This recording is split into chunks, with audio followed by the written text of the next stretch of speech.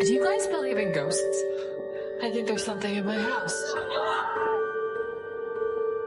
মুভির শুরুতে আমরা বেথ নামের একটা মেয়েকে দেখতে পারি, আর তাকে দেখে এটা বোঝা যাচ্ছিল যে সে খুব ডিপ্রেশনে রয়েছে।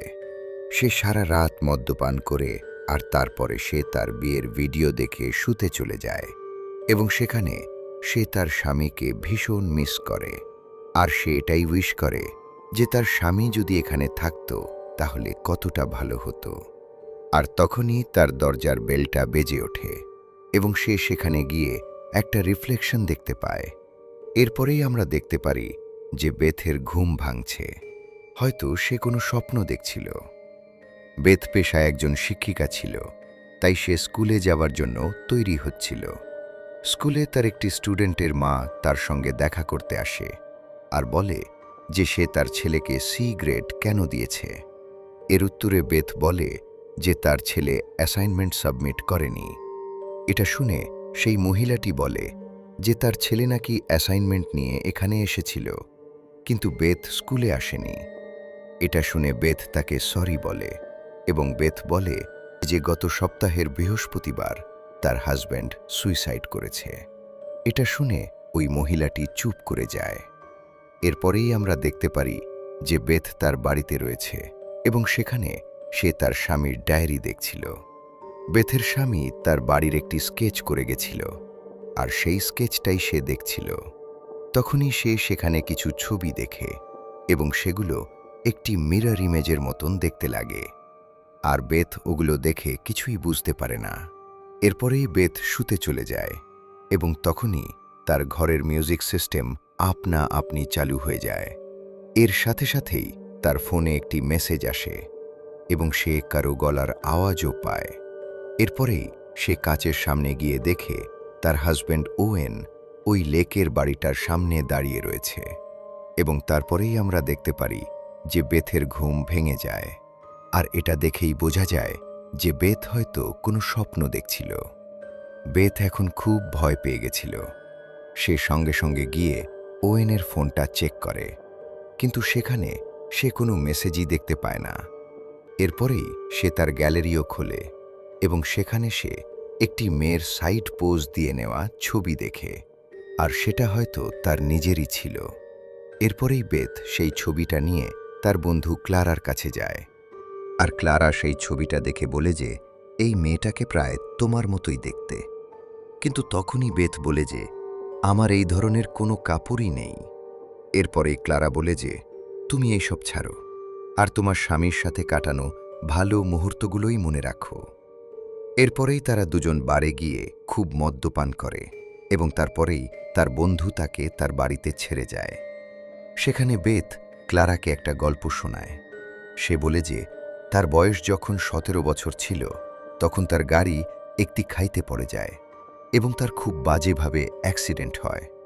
তার লংস ড্যামেজ হয়ে গেছিল, এমনকি তার হার্টও 4 মিনিটের জন্য বন্ধ হয়ে গেছিল, কিন্তু ডাক্তারেরা কোনো রকমভাবে তাকে বাঁচিয়ে নেয়। আর এই গল্পটা বলতে বলতেই বেথ ঘুমিয়ে পড়ে।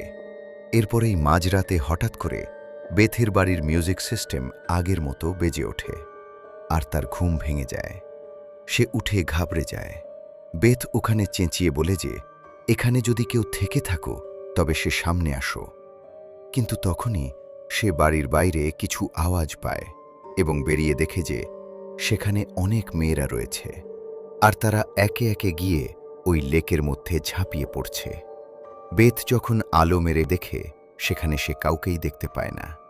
এরপরেই বেথ ওই নদীর ওপারে একটি বাড়ি দেখতে পায় এবং সঙ্গে সঙ্গে সেই বাড়িটা আবার অদৃশ্য হয়ে যায়।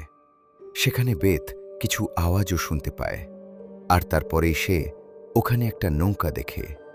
সেই নৌকাটার উপরে রক্তের ছাপ রয়েছে। বেথ ভাবে যে হয়তো তার স্বামীর আত্মা তার চারপাশে রয়েছে। সেই কারণে সে তাকে ছোঁয়ার চেষ্টা করে, কিন্তু যখনই সে তাকে ছোঁয়ার চেষ্টা করে সঙ্গে সঙ্গে বেথ ওখানে অজ্ঞান হয়ে যায়।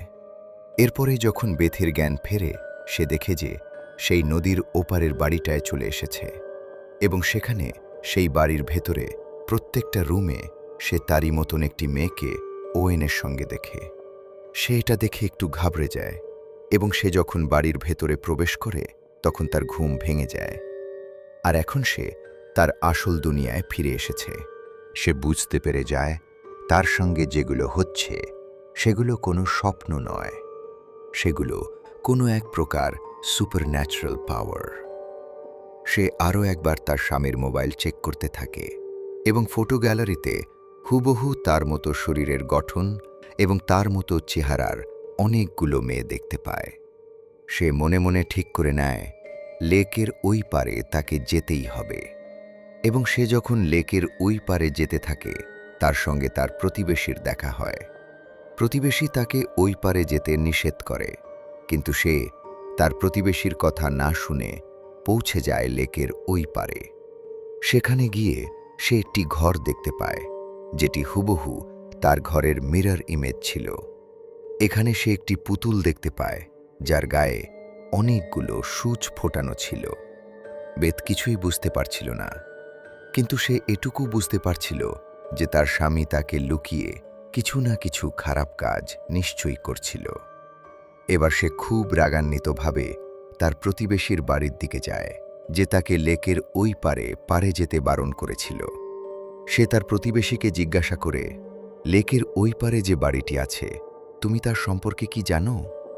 এবং তুমি আমার স্বামীর সম্পর্কেই বা কি জানো, আমাকে বলো।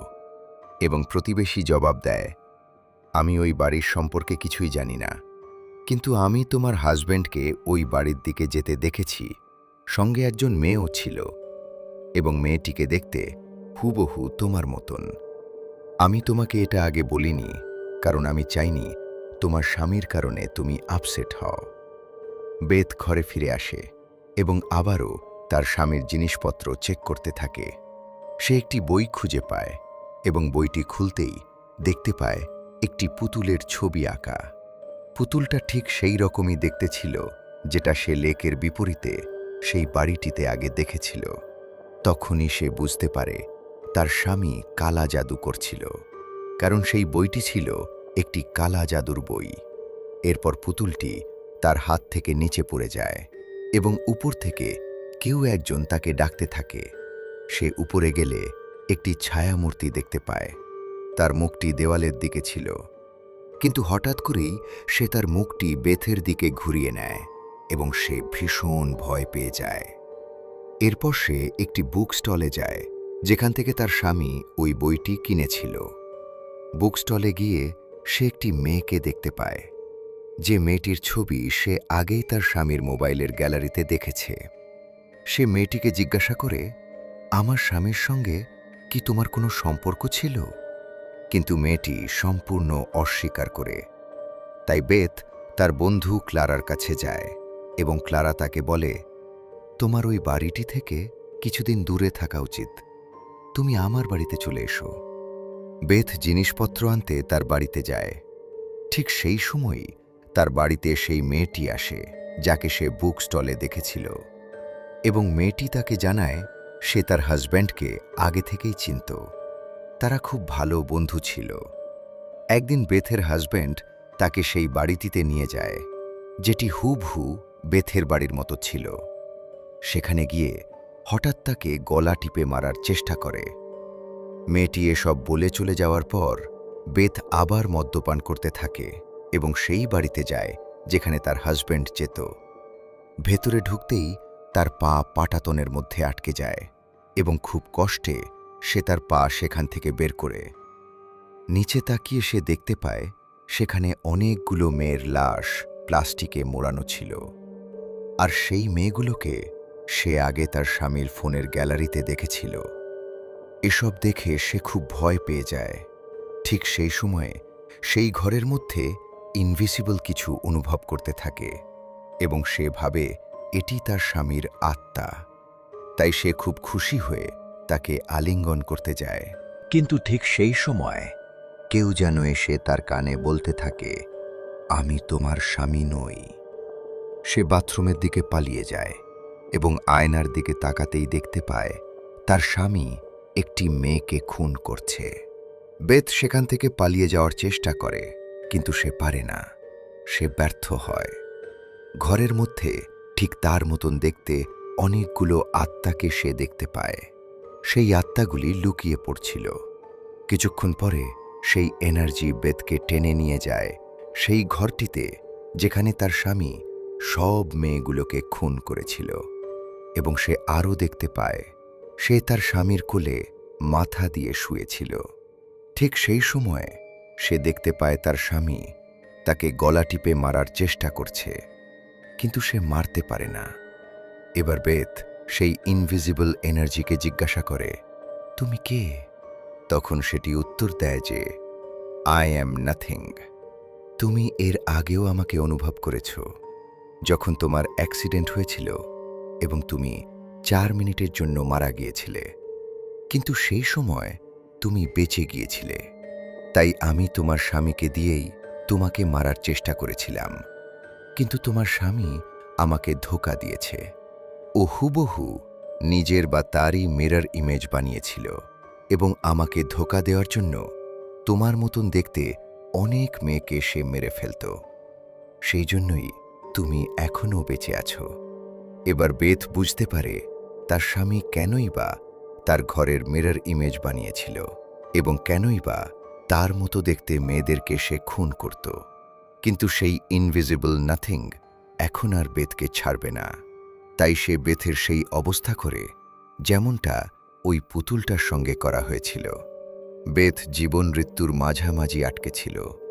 ঠিক সেই সময় বেথের বন্ধু ক্লারা সেখানে চলে আসে এবং সে দেখতে পায় চারিদিকে জিনিসপত্র ছড়িয়ে ছিটিয়ে আছে, যেন এখানে বড় ধরনের ঝামেলা হয়েছে। এরপর সে বেথের প্রতিবেশীর সঙ্গে সেই জলাশয়ের কিনারে যায় যেখানে তার স্বামী আত্মহত্যা করেছিল। সেখানে গিয়ে তারা দেখতে পায় বেথ নিজের দিকে গুলি তাক করে বসে আছে। যেহেতু নাথিং তাকে নিজে হাতে খুন করতে পারবে না, তাই সে তার স্বামীর রূপ ধরে তার সামনে বসে আছে এবং বেথকে নিজের হাতেই নিজেকে মারার জন্য প্রভাবিত করে এবং বলে, এখানে তোমার কেউ নেই, তাই তোমার নাথিংয়ের কাছে চলে যাওয়াই উচিত। বেথ নিজেকে খুন করার জন্য গুলি উঠালেই ক্লারার আওয়াজ শুনতে পায়। সে আস্তে আস্তে বাস্তবতায় ফিরে আসে। ক্লারা জলে নেমে তাকে উপরে নিয়ে আসে এবং প্রতিবেশী লোকটি তাকে বলে যে, তোমার কি হয়েছে? বেথ বলে, আমি জানি না আমার কি হয়েছে আর কেনই বা এসব হচ্ছে। আর তখনই আমরা নৌকার দিকে একটি কালো ছায়া দেখতে পাই, অর্থাৎ এই নাথিং নামক সত্তাটি এখনও বেথের পিছু ছাড়েনি। আর মুভি এখানেই শেষ হয়। এখন একটি প্রশ্ন থেকে যায়, আর সেটি হচ্ছে, বেথের স্বামী কেন আত্মহত্যা করল?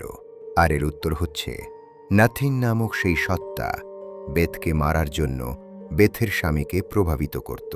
কিন্তু বেথের স্বামী যেহেতু বেথকে খুব ভালোবাসত, কাজেই সে চাইত না যে তার দ্বারা বেথের মৃত্যু হোক। এজন্যই তো সে সেই নকল বাড়ি এবং বেথের মতো দেখতে মেয়েগুলোকে হত্যা করেছে, যাতে নাথিং বুঝতে পারে যে বেথের স্বামী বেথকেই হত্যা করেছে। কিন্তু নাথিং এটা বুঝতে পারলে আর কোনো উপায় না পেয়ে বেথের স্বামী আত্মহত্যা করে, যাতে তার দ্বারা বেথের মৃত্যু না হয়। তো বন্ধুরা, আপনাদের কোনো প্রশ্ন থাকলে কমেন্ট করে জানাবেন। আর ভিডিওটি ভালো লাগলে লাইক ও সাবস্ক্রাইব করুন, কারণ ভিডিও বানাতে অনেক খাটতে হয়।